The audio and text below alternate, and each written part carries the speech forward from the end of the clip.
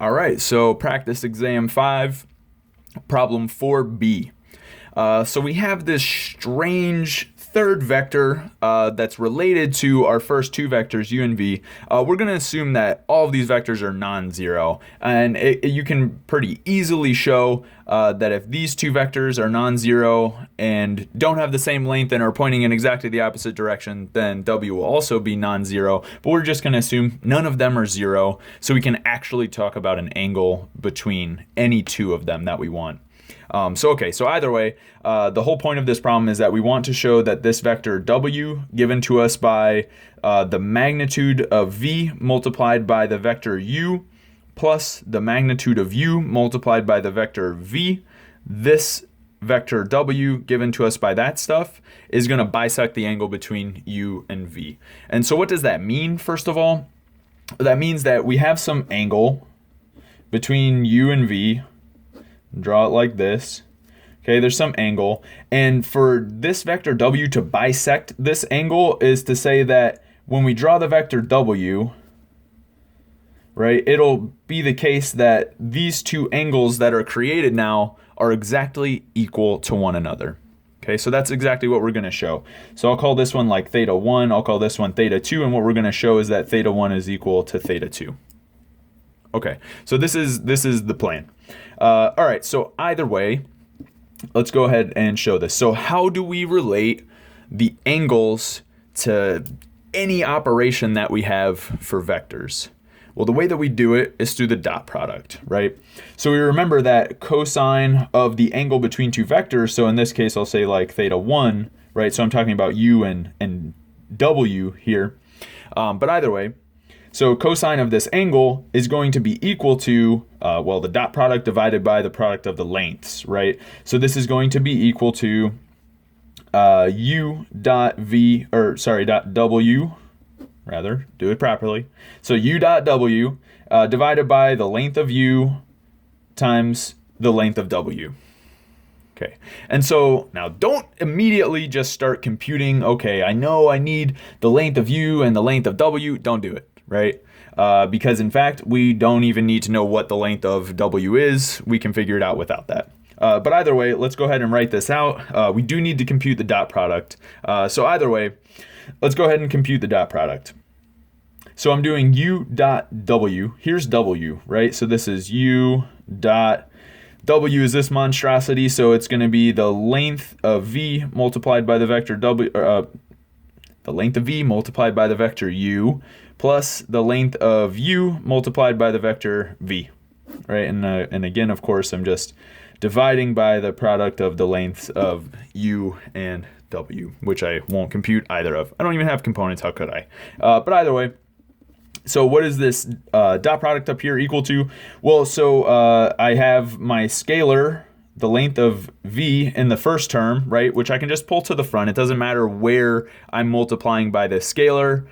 In effect, I can just pull it to the front. But either way, then I have a u dot u left over. And then in the other term, I'm going to have the length of u times the dot product of u with v. Okay, and so again, divide by the length of u times the length of w. Okay, so we know that a vector dotted with itself is just the length of the vector squared. So this is equal to length of v times length of u squared, right, u dot u, plus the length of u times u dot v. I don't really know what that is, but either way, divided by the length of u and the length of w.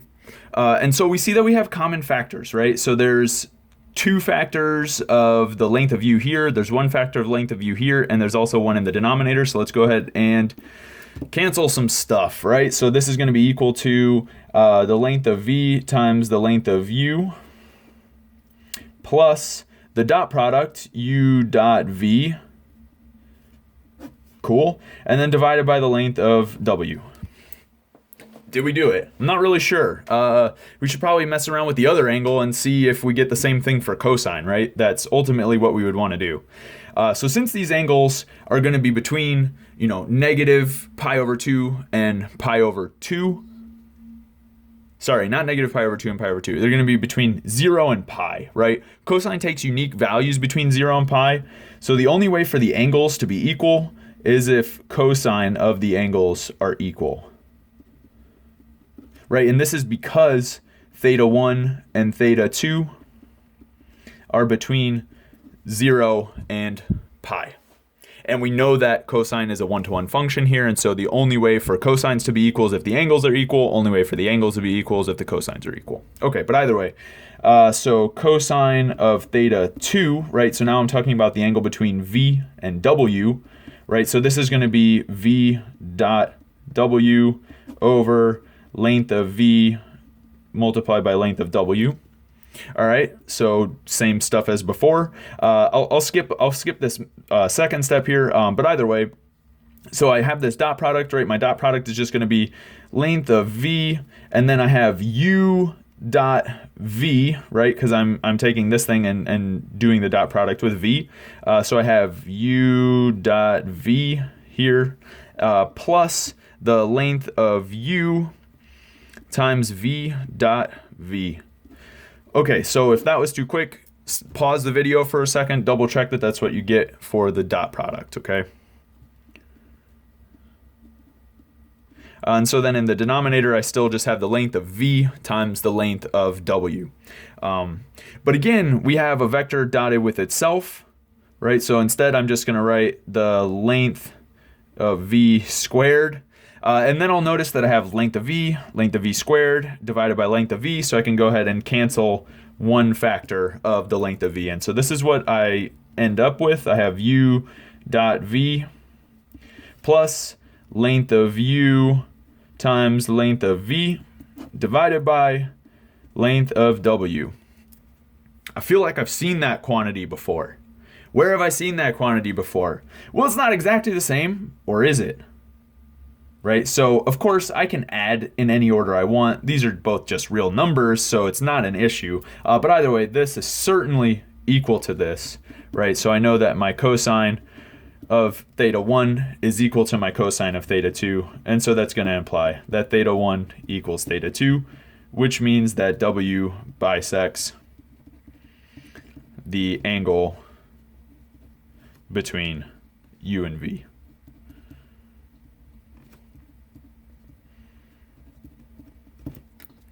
All right. Hope that was easy enough. Hope you learned something. Moving on to problem 5 now.